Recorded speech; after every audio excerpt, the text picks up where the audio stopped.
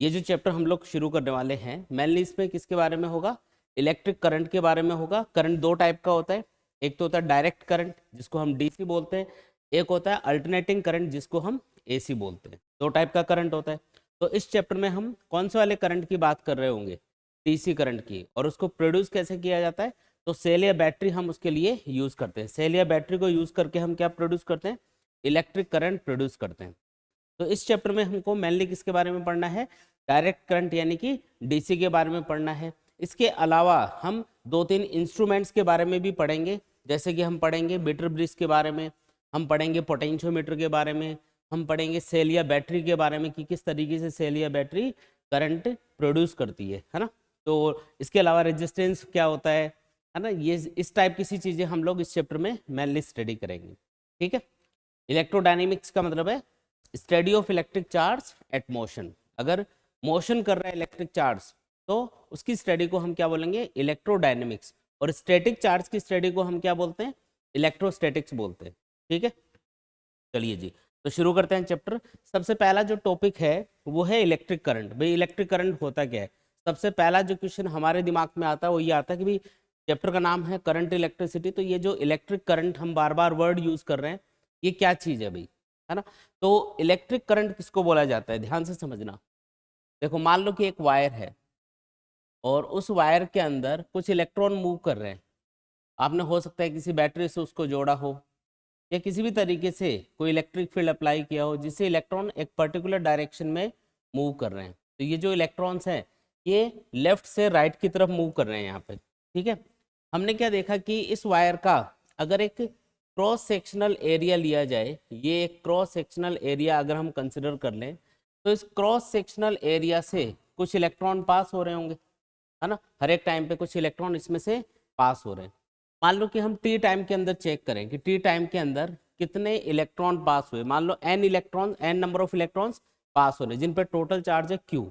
Q की value आप easily calculate कर सकते हो। अगर आप 10 इलेक्ट्रॉन देख रहे हो कि 10 इलेक्ट्रॉन इसमें से पास हो रहे हैं टी टाइम के अंदर, तो 10 इलेक्ट्रॉन पे चार्ज कितना होगा? तो एक इलेक्ट्रॉन पे चार्ज कितना होता है? 1.6 इंटू 10⁻⁻⁹ कूलम। 10 से उसको मल्टीप्लाई कर लो तो क्या आ जाएगा अपने पास? टोटल चार्ज जो 10 इलेक्ट्रॉन्स के ऊपर होगा। तो यहाँ पे हमने देखा कि टी टाइम के अंदर कुछ क्यू चार्ज पास हुआ। जितने भी इलेक्ट्रॉन पास हुए उनके ऊपर चार्ज कितना है? क्यू। तो टी टाइम के अंदर कितना चार्ज पास हुआ? क्यू चार्ज पास हुआ। अब ये जो चार्ज इस वायर के अंदर से पास हो रहा है, ये जो चार्ज इस वायर के अंदर से पास हो रहा है, ये पर सेकेंड कितना पास हुआ? यानी एक सेकेंड के अंदर कितना चार्ज पास हो रहा है। या फिर इसको ऐसा बोल सकते हो कि चार्ज की फ्लो रेट क्या है। यहाँ पे फ्लो रेट का मतलब है पर सेकेंड कितना चार्ज फ्लो हुआ।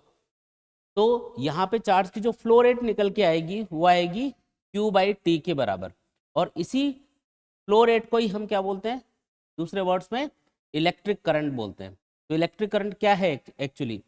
इलेक्ट्रिक करंट है इलेक्ट्रिक चार्ज की फ्लो रेट।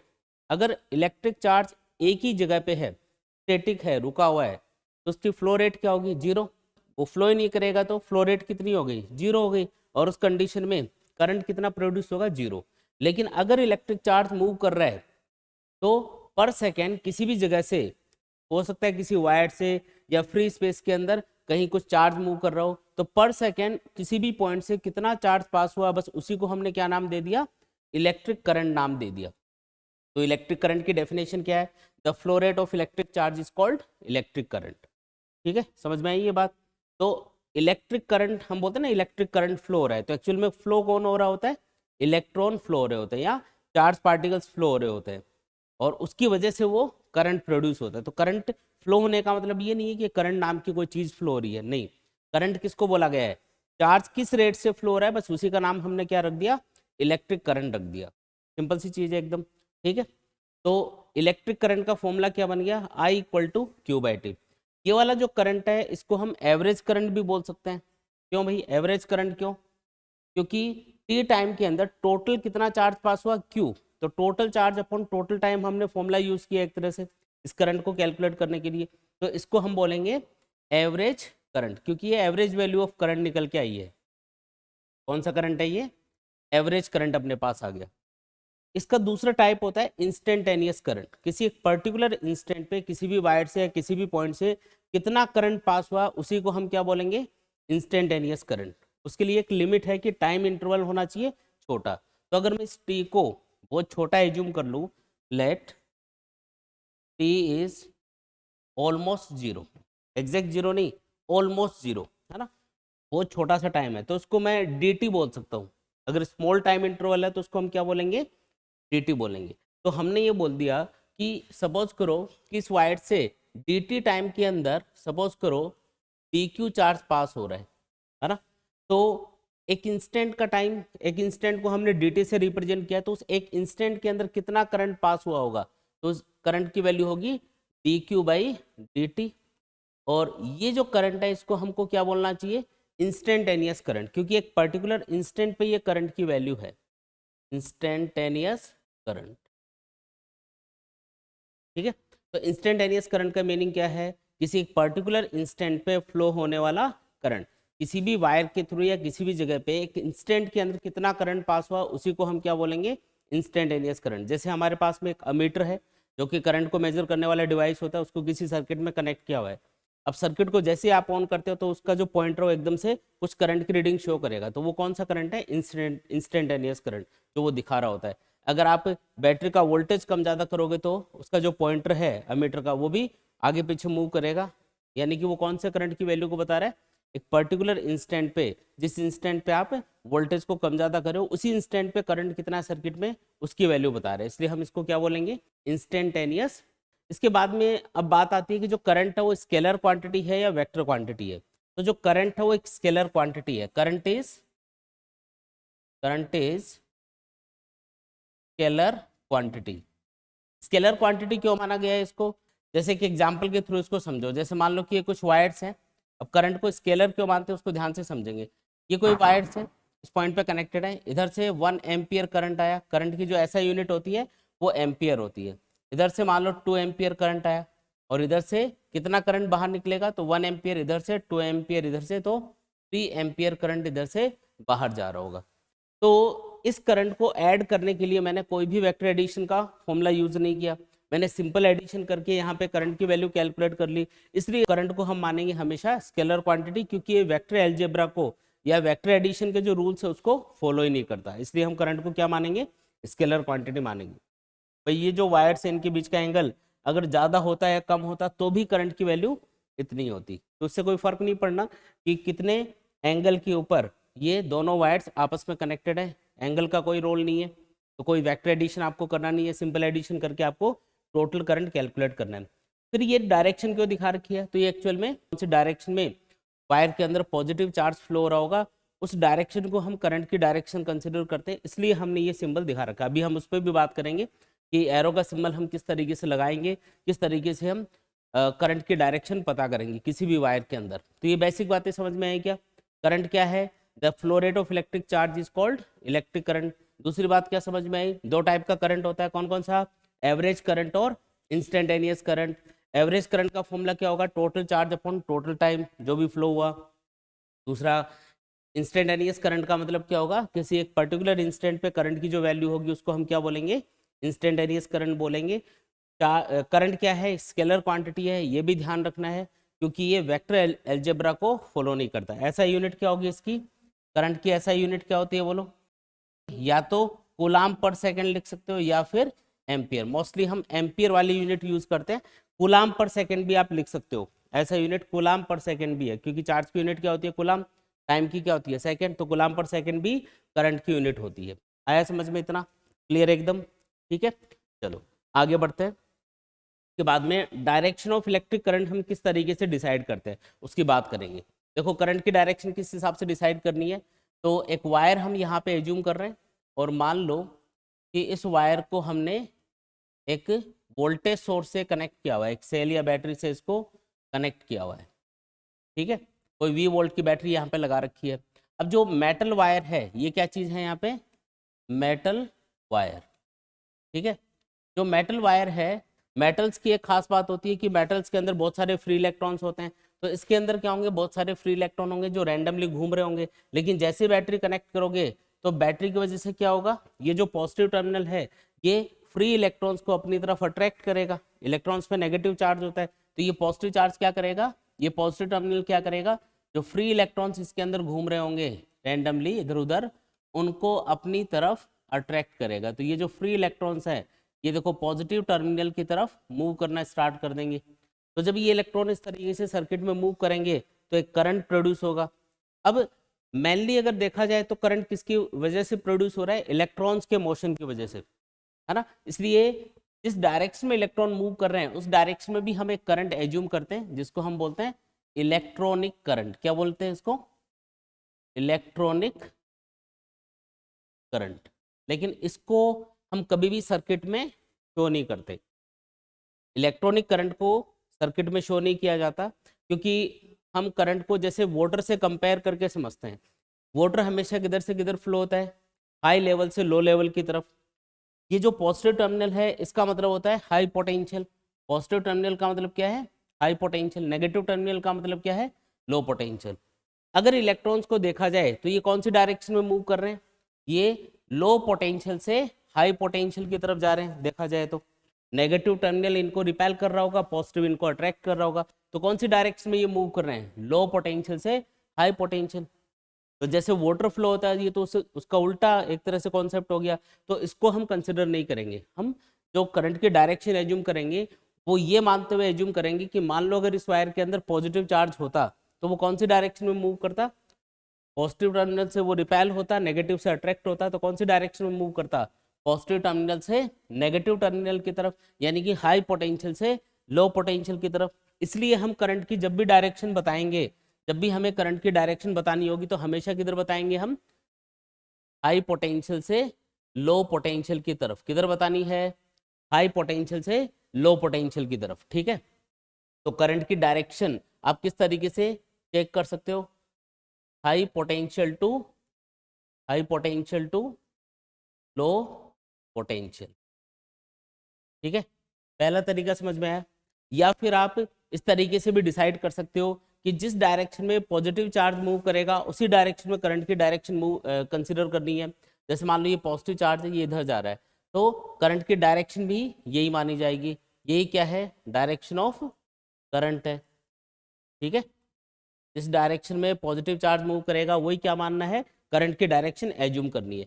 या फिर नेगेटिव चार्ज जिस डायरेक्शन में मूव करेगा, मान लो नेगेटिव चार्ज इधर जा रहा है ना, तो नेगेटिव चार्ज जिस डायरेक्शन में चलता है, आप देखो जिस डायरेक्शन में नेगेटिव चार्ज चल रहा है, इलेक्ट्रॉन चल रहे हैं, हम उसके अपोजिट डायरेक्शन में करंट की डायरेक्शन को एज्यूम कर रहे हैं। इसका मतलब करंट की डायरेक्शन किधर मानी जाएगी, हमेशा नेगेटिव चार्ज के मोशन के अपोजिट डायरेक्शन में। किधर मानना है, बोलो, डायरेक्शन ऑफ करंट किधर मानना है, नेगेटिव चार्ज के मोशन के अपोजिट डायरेक्शन में।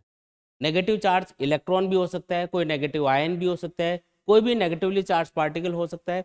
तो नेगेटिवली चार्ज पार्टिकल जिस डायरेक्शन में मूव करेगा हमेशा करंट उसके अपोजिट डायरेक्शन में कंसिडर करना है। और पॉजिटिवली चार्ज पार्टिकल जिस डायरेक्शन में चलेगा उसी डायरेक्शन में आपको करंट की डायरेक्शन एज्यूम करनी है। या फिर हाई पोटेंशियल से लो पोटेंशियल की तरफ आपको करंट की डायरेक्शन एज्यूम करनी है। समझ में आया कि, तो इतने तरीके से आप करंट की डायरेक्शन चेक कर सकते हो। एक और तरीका है, वायर के अंदर जैसे ही आप ये बैटरी कनेक्ट करोगे ना तो एक इलेक्ट्रिक फील्ड बन जाएगा वायर के अंदर। इलेक्ट्रिक फील्ड की डायरेक्शन होती है हमेशा पॉजिटिव चार्ज से नेगेटिव चार्ज की तरफ। तो वायर के अंदर जो इलेक्ट्रिक फील्ड बनेगा वो कुछ ऐसा होगा, ये इलेक्ट्रिक फील्ड की डायरेक्शन है। तो एक चीज आप नोटिस करो कि जो इलेक्ट्रिक फील्ड की डायरेक्शन है, क्या उसी डायरेक्शन में हमने करंट को एज्यूम किया हुआ है। तो एक तरीका ये भी आप बता सकते हो कि जो डायरेक्शन ऑफ करंट है, डायरेक्शन ऑफ करंट है वो along the direction of electric field होगी। Direction of current is along the direction of electric field, ठीक है। इलेक्ट्रिक फील्ड की जो डायरेक्शन होगी उसी के अलोंग आपको करंट की डायरेक्शन एज्यूम करनी है। तो ये सारी बातें समझ में आ रही होंगी, आई होप। इजी इजी चीज़ें हैं। देखो इन सारे कॉन्सेप्ट्स के अंदर हमने करंट की डायरेक्शन पता करी है। तो अगर आपको बोले कि पॉजिटिव चार्ज इस डायरेक्शन में मूव कर रहा है तो वही करंट की डायरेक्शन माननी है। आपको बोले नेगेटिव चार्ज इस डायरेक्शन में मूव कर रहा है तो उसके अपोजिट डायरेक्शन में करंट की डायरेक्शन माननी है। आपको बोलते कि ये दो पॉइंट्स हैं, इनके बीच में मान लो ये वाला पॉइंट हाई पोटेंशियल वाला है, ये लो पोटेंशियल वाला है, तो करंट की तरफ फ्लो होगा तो हाई पोटेंशियल से लो पोटेंशियल की तरफ। या कहीं पे ऐसा बता दे कि एक वायर है उसके अंदर इस डायरेक्शन में इलेक्ट्रिक फील्ड बना हुआ है, तो बताओ करंट कौन सी डायरेक्शन में फ्लो होगा। तो वायर के अंदर जिस डायरेक्शन में करंट होगा उसी डायरेक्शन में क्या माना जाएगा, इलेक्ट्रिक करंट भी माना जाएगा। देखो 4 तरीके से आप बेसिकली करंट की डायरेक्शन पता कर सकते हो। क्लियर, एकदम सिंपल। चलो ठीक, आगे बढ़ते हैं। इसके बाद में आता है फिर करंट कैरियर्स। ये वाला जो टॉपिक है ये एग्जाम में बहुत बार पूछा जाता है। अलग अलग टाइप के जो मटेरियल्स होते हैं नेचर के अंदर, उनमें अलग अलग टाइप के चार्ज कैरियर्स होते हैं। कितने टाइप के मटेरियल आप नेचर के अंदर देखते हो? सॉलिड, लिक्विड और गैस, 3 टाइप की चीजें हम देखते हैं। ये अपने आसपास आप देखो कौन कौन से टाइप की चीजें दिखेंगी आपको। आपको दिखेगा कुछ सॉलिड मटेरियल, कुछ दिखेगा कुछ लिक्विड, कुछ दिखेगा आपको गैसेस। तो ये 3 टाइप की चीजें हम नेचर के अंदर अपने चारों तरफ देखते हैं। करंट कैरियर्स उन चार्ज पार्टिकल्स को बोला जाता है जिनकी वजह से करंट फ्लो होता है, क्योंकि आपको पता है भी चार्ज मूव करेगा तभी तो करंट बनेगा, तभी तो करंट प्रोड्यूस होगा। तो करंट फ्लो होने के लिए क्या जरूरी है? चार्ज का मूव करना जरूरी है ना। तो चार्ज किसी न किसी पार्टिकल पे होगा, हो सकता है इलेक्ट्रॉन पे हो सकता है प्रोटॉन पे हो सकता है कोई आयन हो, है ना, कुछ भी ऐसी चीज जिसके ऊपर चार्ज है और वो मूव कर रहा है, तो उसी से क्या होगा? करंट प्रोड्यूस होगा। तो करंट कैरियर्स का मतलब क्या है? वो चार्ज पार्टिकल जिनकी वजह से करंट प्रोड्यूस हो रहा होगा। ठीक है, तो एक एक करके तीनों टाइप की चीजों के अंदर हम करंट कैरियर्स पता करते हैं कि कौन कौन करंट कैरियर्स होंगे। सबसे पहले हम बात करते हैं सॉलिड्स की। तो सॉलिड को हम 3 कैटेगरीज में डिवाइड कर सकते हैं, कंडक्टर, इंसुलेटर और सेमीकंडक्टर। पहली क्या होती है? कंडक्टर। जितनी भी मेटल्स हैं वो सब क्या है? कंडक्टर्स हैं। दूसरी कैटेगरी क्या हो सकती है? इंसुलेटर्स। ठीक है, तीसरी कैटेगरी क्या होती है? सेमी। नाम सुना है क्या सेमीकंडक्टर का? देखो एक एक करके बात करते हैं इनकी। कंडक्टर्स वो वाले मटेरियल्स होते हैं जिनके अंदर फ्री इलेक्ट्रॉन्स पाए जाते हैं।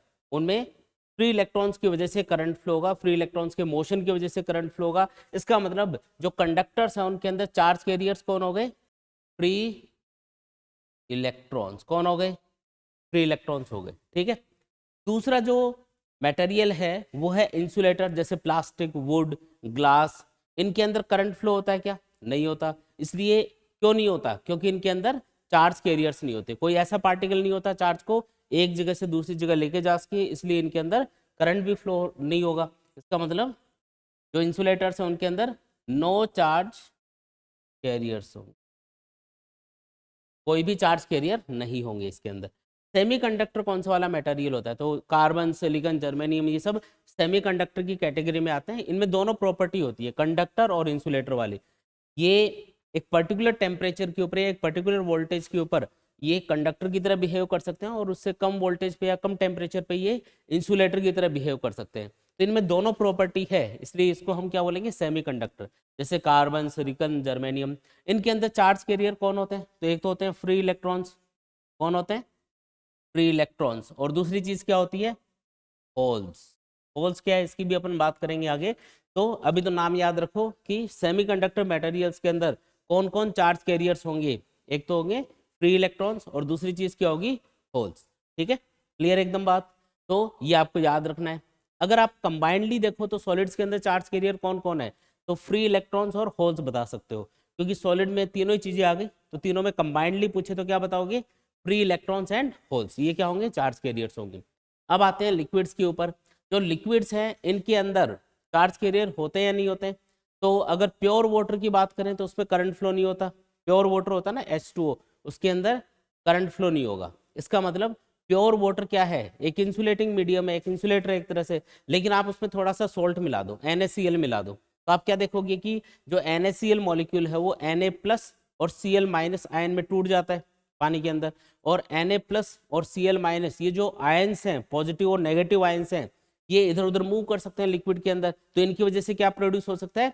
करंट प्रोड्यूस हो सकता है। तो लिक्विड के अंदर अगर करंट फ्लो होगा तो किसकी वजह से होगा? पॉजिटिव एंड नेगेटिव आयंस की वजह से। किसकी वजह से होगा? पॉजिटिव या नेगेटिव आयंस की वजह से होगा। जैसे एग्जांपल दिया ना, पानी में आपने NaCl मिलाया तो Na+ और Cl-, ये आयंस में ये टूट गया, और यही क्या है यहाँ पे? As a charge carrier behave करेंगे, तो इनकी वजह से करंट फ्लो हो सकता है। तो सॉल्टी वाटर होगा ना, जिसमें सॉल्ट होगा, जैसे समुद्र का पानी होता है, सॉल्ट होता है उसमें, वो एक तरह से करंट फ्लो कर सकता है। लेकिन प्योर वाटर लोगे आप, उस पर करंट फ्लो नहीं होगा। ठीक है, तीसरी चीज कौन है? गैसेस। गैसेस वैसे तो इंसुलेटर होती है। गैसेस क्या होती है? इंसुलेटर, इनके अंदर करंट फ्लो नहीं होता। अगर कोई करंट वाली लाइन है, कोई एक वायर है जिसमें करंट फ्लो हो रहा है, उसके पास में अगर खुद खड़े हो जाओगे तो आपको कोई करंट नहीं लगेगा। क्यों? क्योंकि बीच में एयर है, वो एक इंसुलेटर की तरह काम कर रही है। लेकिन अगर आप हाई वोल्टेज की बात करो तो हाई वोल्टेज के ऊपर जो गैसेज हैं वो आयोनाइज हो सकती हैं। आयोनाइज होने का मतलब है गैस के मॉलिक्यूल्स में से इलेक्ट्रॉन बाहर निकल जाएंगे। तो एट हाई वोल्टेज,